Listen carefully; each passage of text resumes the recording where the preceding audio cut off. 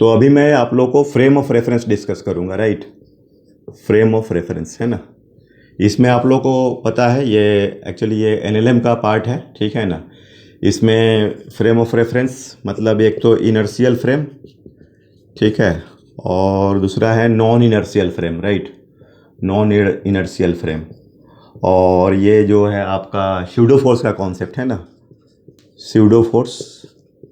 तो ये बताओ आप, मतलब फ्रेम का एक्चुअली मतलब क्या होता है। जैसे कि मान लो कि ये रूम है ना, और यहाँ पर ऑब्जर्वर है, तो ये जो ऑब्जर्वर होता है इसी के फ्रेम को हम लोग क्या बोलते हैं, फ्रेम ऑफ रेफरेंस बोलते हैं। क्या बोलते हैं, फ्रेम ऑफ रेफरेंस, ठीक है। तो ये ऑब्जर्वर हो गया आपका, मान लो ये पेंडुलम है, तो ये तुम्हारा सिस्टम हो गया, ठीक है ना। और इसको हम लोग क्या बोलेंगे, फ्रेम बोलेंगे। रूम बोलो या तो ग्राउंड बोलो, ठीक है। तो ये फ्रेम ऑफ रेफरेंस होता है। इनर्शियल फ्रेम का मतलब क्या, कि या तो वी जीरो होगा या तो वी कांस्टेंट होगा, ठीक है। जैसे हम लोग ग्राउंड पर होते हैं, तो ग्राउंड को हम लोग जनरली रेस्ट में मानते हैं। ऐसे अर्थ तो रोटेट कर रही है लेकिन अभी उसको नेग्लेक्ट कर रहे हैं। तो अपना ये क्या हो गया, इनर्शियल फ्रेम हो गया। रूम क्या हो गया, इनर्शियल फ्रेम हो गया। कोई भी मान लो अगर कार है और आपका कांस्टेंट वेलोसिटी से मूव कर रहा है और इसमें कोई ऑब्जर्वर है, कोई सिस्टम को, पेंडुलम वगैरह को देख रहा है, तो ये इनर्शियल फ्रेम हो गया, राइट। तो जब हम इनर्शियल फ्रेम से काम करते हैं तो उसमें हम लोग जो न्यूटन्स लॉज हैं वो डायरेक्टली अप्लाई कर सकते हैं, कोई मॉडिफाई नहीं करना होता है। मतलब a physical to M A या जो भी आपको फर्स्ट सेकंड थर्ड सब देखना है।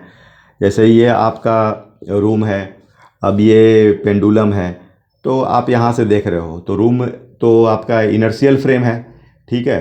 तो आप एम जी लगाओगे, यहाँ टी लगाओगे, टी इज इक्वल टू क्या होगा तुम्हारा, एम जी होगा। लेकिन अगर आपका फ्रेम एक्सलरेट कर रहा है, ठीक है ना, एक्सलेटिंग फ्रेम, ये एक्सलरेटिंग फ्रेम जो होगा ना वो नॉन इनर्शियल होगा। क्या होगा, नॉन इनर्शियल होगा, ठीक है।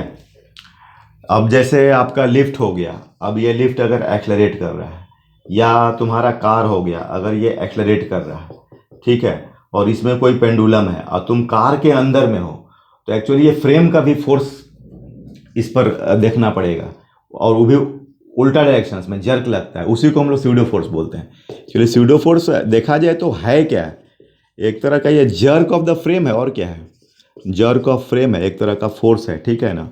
ये opposite to acceleration of frame होगा, एक्सलेशन ऑफ फ्रेम होगा। तो जब भी आप ये नॉन इनर्शियल फ्रेम में हो या एक्सलेटिंग फ्रेम में हो, तो रियल फोर्सेस के अलावा एक जर्क भी उसमें इंट्रोड्यूस करोगे, उसी को क्या बोलते हैं, सूडो फोर्स बोलते हैं, ठीक है।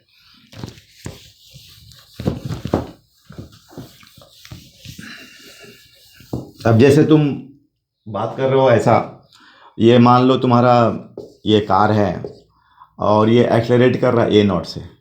अब इसमें मान लो कोई पेंडुलम हैंग कर, तो इस तरह से सिचुएशन होगा। अब देखो इसको तो, अब मान लो इसमें कुछ बहुत सारे प्रॉब्लम है कि कितना एंगल बना रहा है, साथ में मान लो acceleration due to gravity, theta तुमको निकालना है या टेंशन निकालना है, तो तुम इसको यहाँ से भी सॉल्व कर सकते हो या कार के अंदर से भी सॉल्व कर सकते हो। लेकिन यहाँ से जब सॉल्व करोगे तो तुम्हें कार का भी मोशन दिखेगा, साथ में इसको भी तुम ऑब्जर्व कर रहे हो, तो दो चीज़ साथ में थोड़ा एनालाइज करना डिफिकल्ट होता है। इट इज़ बेटर डैट यहाँ चले जाओ। हाँ, लेकिन जब यहाँ चले जाओगे तो तुमको ये कार का भी, जैसे ये तुमने एम जी दिखा दिया, ये टेंशन दिखा दिया, लेकिन एक आपको सूडो फोर्स भी लगाना पड़ेगा, ठीक है। वो ये जो आपका कार भी तो फोर्स मारेगा, तो ये एम ए नॉट, तो ये जो सूडो फोर्स जो होता है ये तो रियल फोर्सेज हो गए। तो ये आपका फ्रेम का जो एक्सलरेशन है उसका अपोजिट होता है। अब देखो ये ब्रेक करोगे, ये थीटा है, तो this is the T cos theta, और ये टी साइन थीटा, और तुम यहाँ से देख रहे हो तो तुमको कार का मोशन फील नहीं आएगा, तो उसके हिसाब से तुमको रेस्ट में लगेगा। तो T sine theta is equal to तुम्हारा कितना हो गया, एम ए नॉट हो गया, ठीक है। T cos theta is equal to तुम्हारा क्या हो गया, एम जी हो गया। डिवाइड करते हो 1 और 2 को, तो tan theta is equal to a naught by g, या theta is equal to tan inverse a naught by g. समझ रहे हो तुम, तो ये हो गया, ठीक है। और दूसरी बात है कि अगर मान लो आप लोग टेंशन निकालना चाह रहे हो, तो आप देख रहे हो कि यहाँ पर एक एम जी है, और ये तो इसका जो रिजल्टेंट होगा ये वाला अंडर रूट एम जी का whole square plus M A not का होल स्क्वायर। तो यही तो टेंशन का, क्योंकि तो रेस्ट में है, और टेंशन जब भी आता है तो ये due to due to external cause आता है, ड्यू टू एक्सटर्नल कॉज। तो T is equal to how much, under root M G का whole square plus M A not का होल स्क्वायर। ए नॉट क्या है, ये है एक्सलरेशन ऑफ द कार। क्या है, एक्सलरेशन ऑफ द कार है। तो इस तरीके से आप, ठीक है, वो जो वेइंग मशीन का भी कॉन्सेप्ट होता है उसमें मैंने पिछले क्लिप में जी इफेक्टिव से बताया था।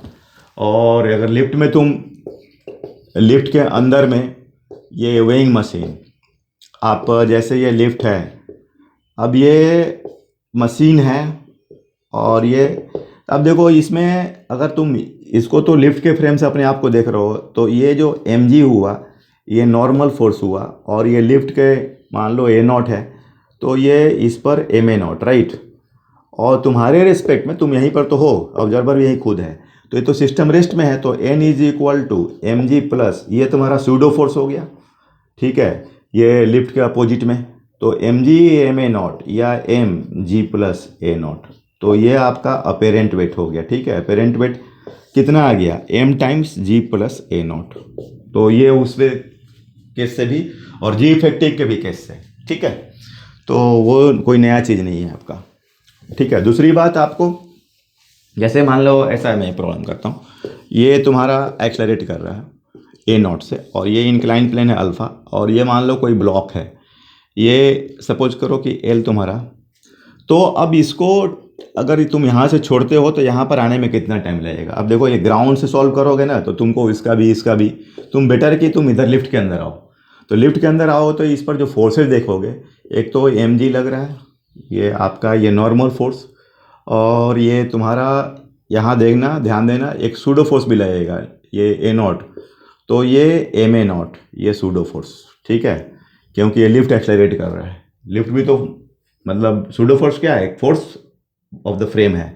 अब ये जो दोनों का जो पैरेलल कंपोनेंट है ये वाली, वो हो जाएगा M ji plus M A naught sine alpha, right. तो ये हो जाएगा तुम्हारा या एम जी प्लस ए नॉट साइन अल्फ़ा। तो इसको ये तुम पता है कि L is equal to U T plus half A T square, तो यू तो जीरो है तुम्हारा, फ्रीली छोड़ रहे हो, तो ये तुम्हारा T is equal to 12/a under root, right. और तुम ए निकालोगे यहाँ पैरेलल कंपोनेंट से, ए इज इक्वल टू ये जो पैरेलल कंपोनेंट है जो तुम्हारा ये दोनों फोर्स का parallel component, M ji plus A naught sine alpha by M. तो देखो ये आ गया तुम्हारा जी, तो 2l जी प्लस ए नॉट साइन अल्फ़ा, राइट। तो इस तरीके से हमारा ये concept of the pseudo force है। तो I hope you are understanding it. Okay, thank you.